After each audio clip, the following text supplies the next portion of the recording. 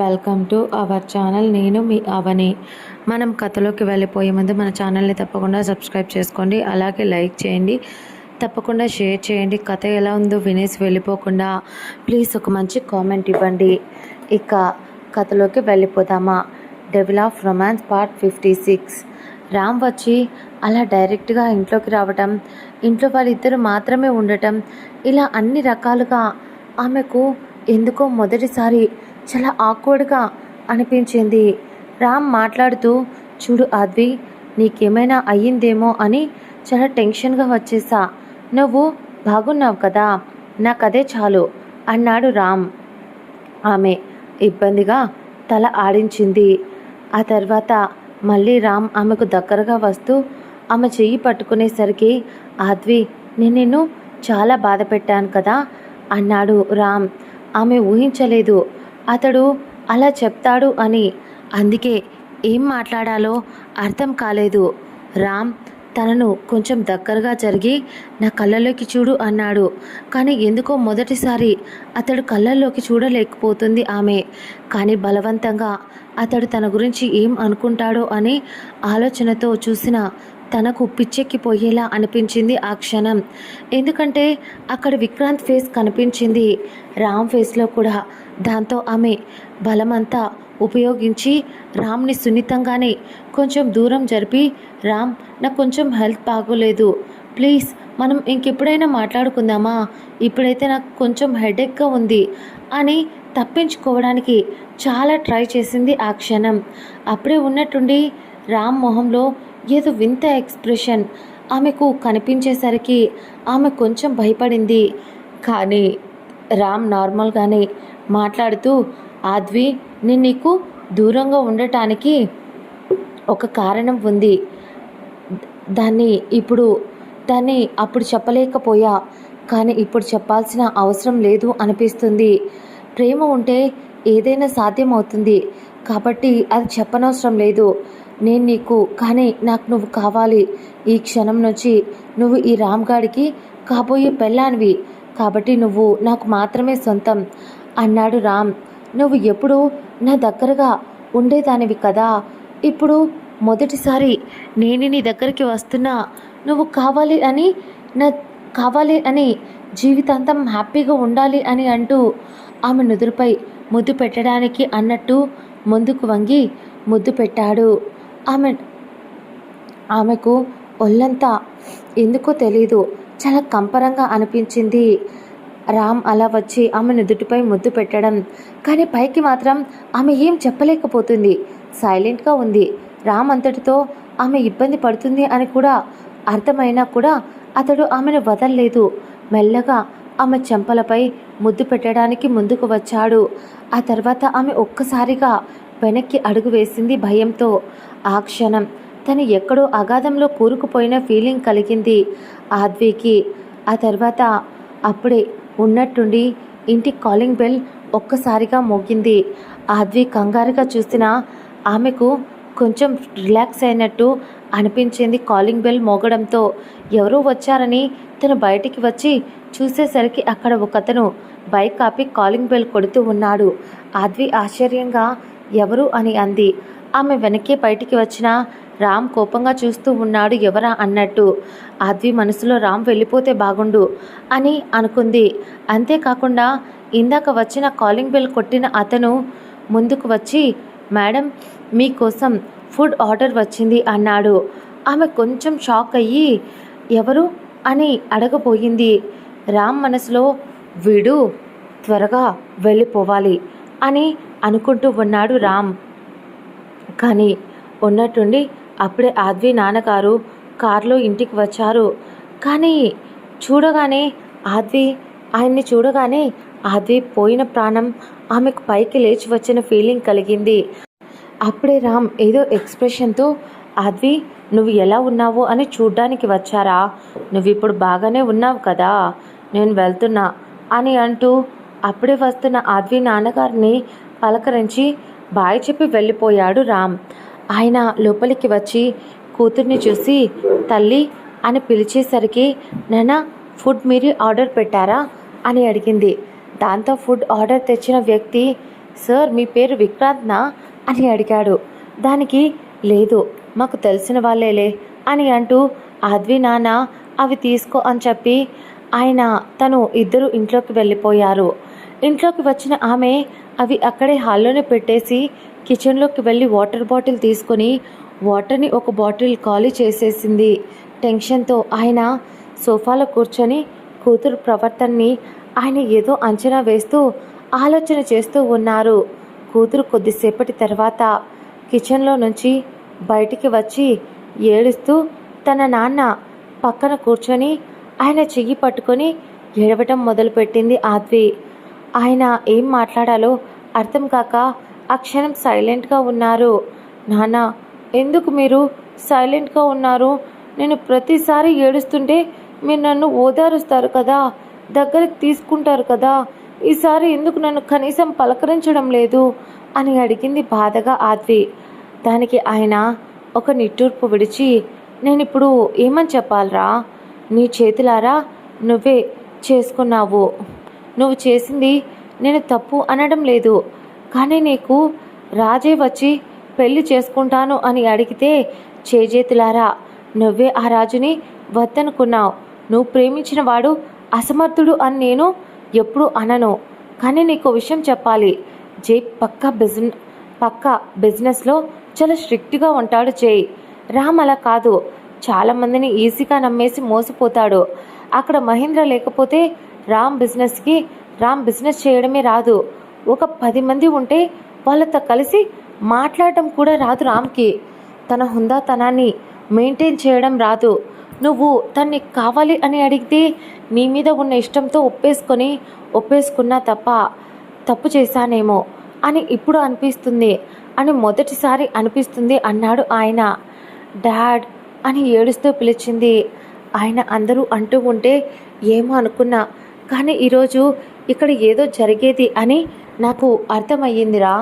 అసలు నేను అత్తయ్య వాళ్ళ దగ్గర ఉండకుండా ఇక్కడికి ఎందుకు వచ్చానో ఒక్కసారైనా ఆలోచించావా అని అడిగాడు దాంతో ఆద్వి ఆశ్చర్యంగా ఆయన వైపు చూస్తుంటే తను పంపించాడా అని అంది అలాగే ఆశ్చర్యంగా.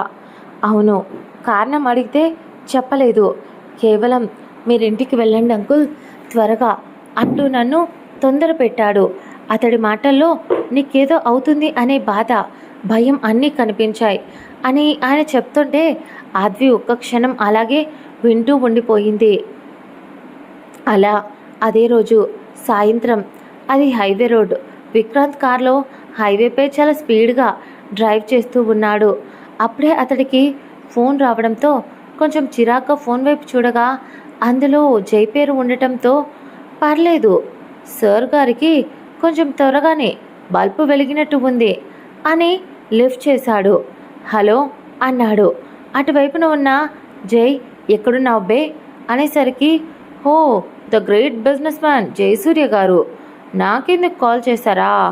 ఇది ఏదో వింతలా ఉందే అని కావాల్సిందే పొడిచి మరీ మాట్లాడాడు. జై కోపంగా నేను అసలే తిక్కలో ఉన్నా, అడ్డమైన వాగకుండా ఎక్కడున్నావో చెప్పిచావు అన్నాడు జై. విక్రాంత్ నవ్వుతూ వస్తున్నా సార్, సిటీకి బయట ఒక శ్మశానం ఉంది, అక్కడ ఒకడు అది మార్నింగ్ నుంచి నువ్వు నీ మనుషుల్ని పెట్టి మరీ వెతికించావు కదా, అయినా వాడు దొరకలేదనుకుంటా. పాపం అక్కడ వాడి కోసం అని చెప్పి ఒక ప్లేస్ తీసుకున్నా, ఒక 6 అడుగులు ఉంటుంది, సరిపోతుంది ఆ ప్లేస్ వాడికి. దాంతో ఇప్పుడే పని ముగించుకొని రిటర్న్ అవుతున్నా అన్నాడు. ఆ మాటలు చెప్తున్నప్పుడు అతడి కంఠంలో ఉన్న సీరియస్నెస్కి జే ఒక క్షణం ఏదో ఆలోచించి, అంటే నేను అనుకున్నది నిజమా? వాడు కావాల్సిందే తనని గుద్దడానికి వచ్చాడు, చంపేశావా వాణ్ణి అని అడిగాడు జే కొంచెం సీరియస్గా. దాంతో మన విక్రాంత్ బాబు అయ్యో ప్రాణం తీసేస్తే ఒక్క క్షణంలో పోతుందేమో కదా, అందుకనే జస్ట్ వాడిని ప్రాణాలతోనే భూమిలో బూడ్చిపెట్టేశా. నా ఆద్వి జోలికి వస్తే వాడిని అంత ఈజీగా ఎలా వదులుతానో చెప్పు, అందుకని జస్ట్ టార్చర్ చూపించి చంపడానికి లోపల తేలుని మరియు వాడిని పీక్కు తినడానికి రాబందుని రెండింటిని కూడా లోపల వదిలి వాడిని పాతిపెట్టా, అంటే ఇంకేం చెయ్యలేదు అన్నాడు. జై పెదాలపై కూడా ఒక క్రూయల్ స్మైల్ వచ్చి చేరింది.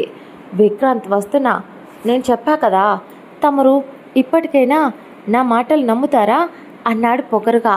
అప్పుడే విక్రాంత్కి ఏదో అనుమానం వచ్చి కొంచెం చుట్టూ గమనించడం మొదలుపెట్టాడు విక్రాంత్.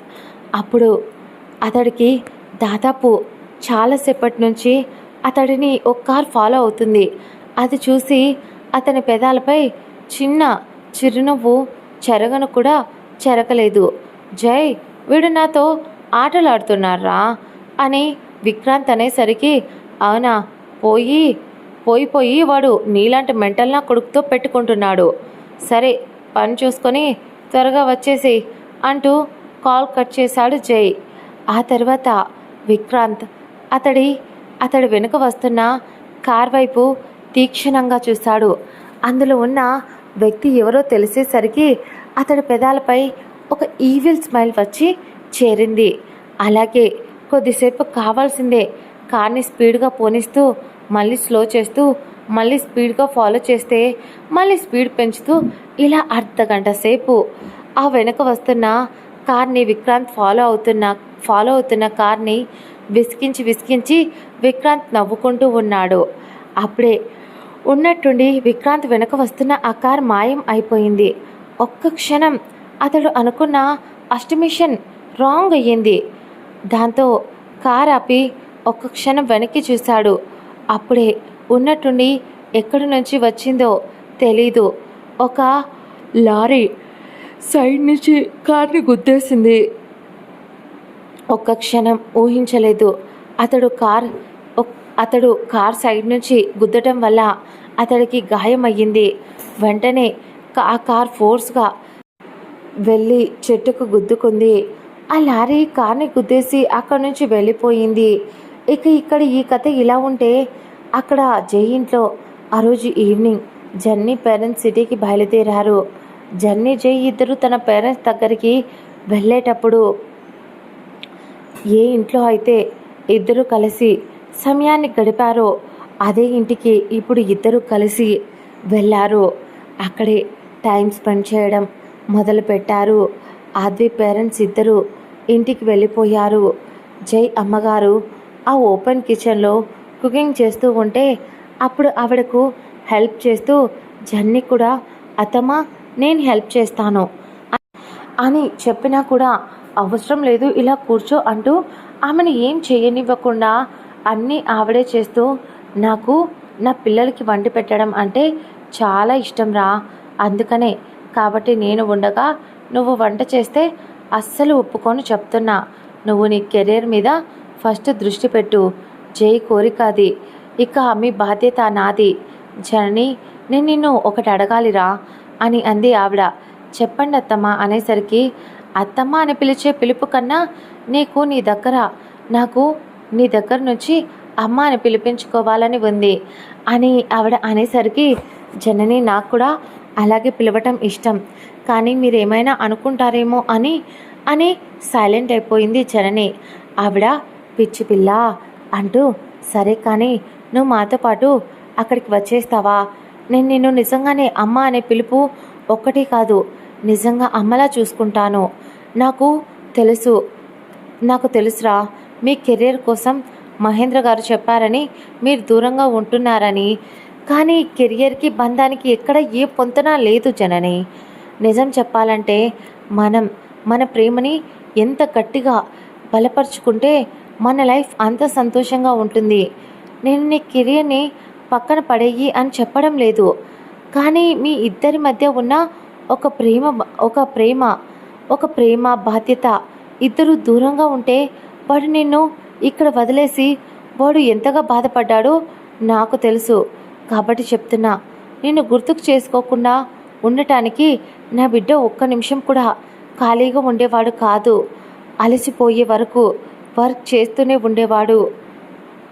నువ్వు గుర్తు వస్తూ ఉంటే, ఒకవేళ అలసిపోయి నిద్రపోయినా కలలో కూడా నువ్వు గుర్తొచ్చేదానివని బాధపడేవాడు.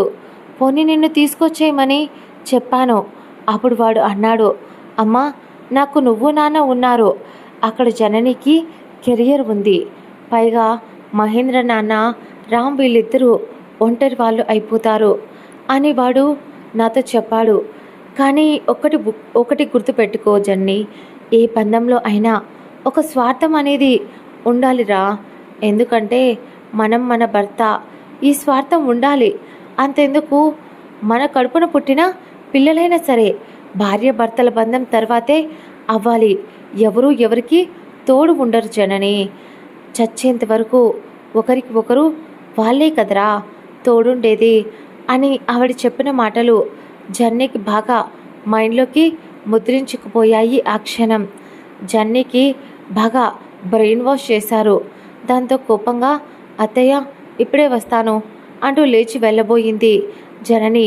కానీ ఆవిడ జనని చెయ్యి పట్టి ఆపేస్తూ, ఉండు, ఫస్ట్ ఇక్కడ వంట అయిపోయింది, ఎలాగో నైట్ అవుతుంది కదా, ఒక పని చేయి అంటూ తనకు చెవిలో ఏదో గుసగుసగా చెప్పింది.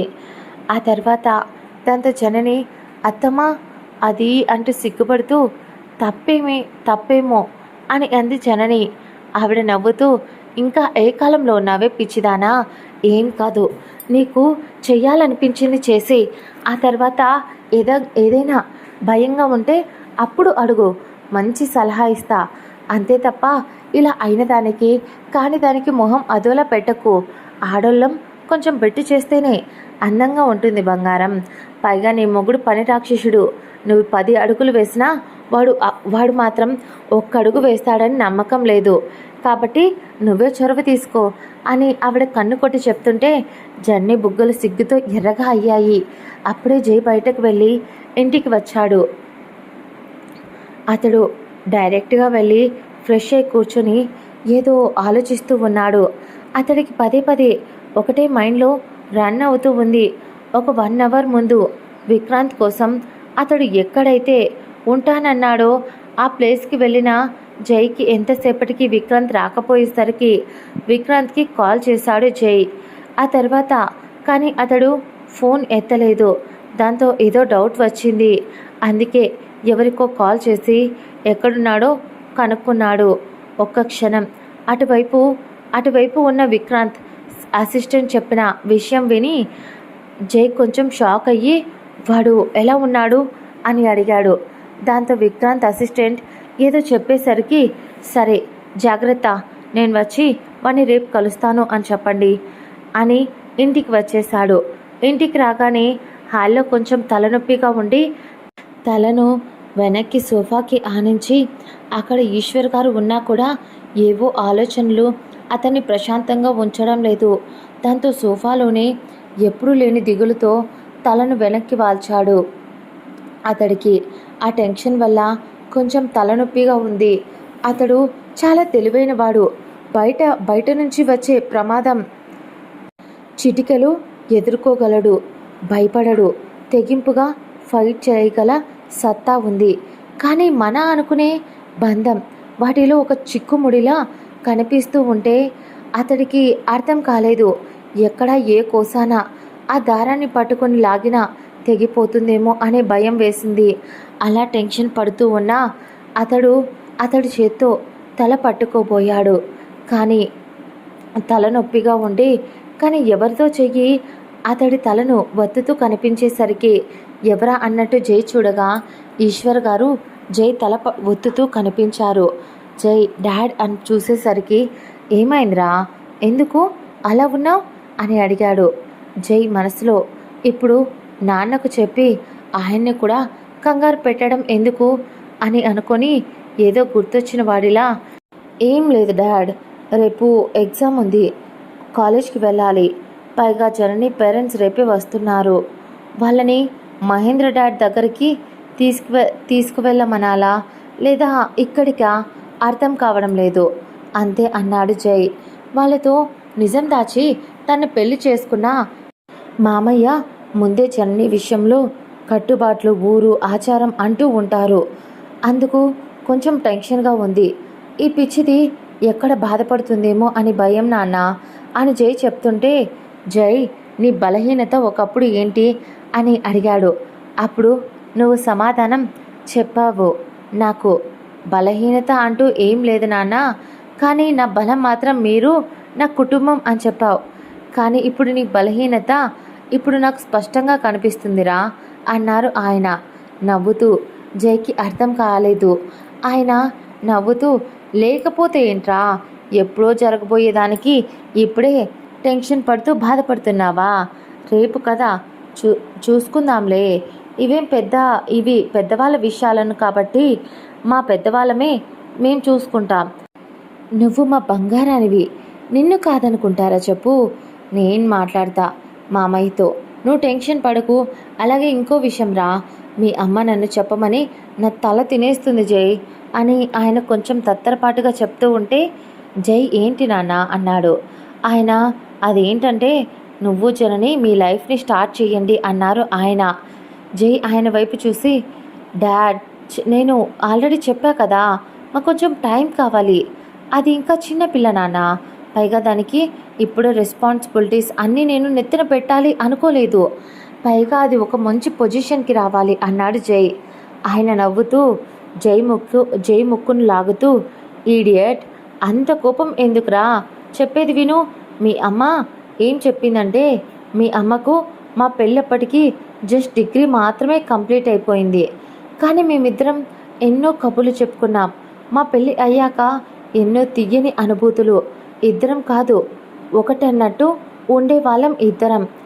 కాలం కలిసి రాక మాకు పిల్లలు పుట్టలేదురా. లోపం తనలో ఉందో నాలో ఉందో మా బంధువులు తన బంధువులు ఉంటారు కదరా, తలా ఒక మాట అనేవారు. కానీ ఒకరోజు కూడా మేమిద్దరం ఆ ఆలోచన రానివ్వలేదు. దానికి నేను కొడుకును, అది నా కూతురు అని మాలోనే మేము అల్లరిని వెతుక్కున్నాం. చాలా చోట అడాప్షన్కి కూడా ట్రై చేశాం, కానీ కుదరలేదు. అప్పుడు నువ్వు మా ప్రేమకు, మా బంధాలకు, మా ఫ్రెండ్షిప్కి గుర్తుగా నువ్వు మా దగ్గరికి వచ్చావు జై.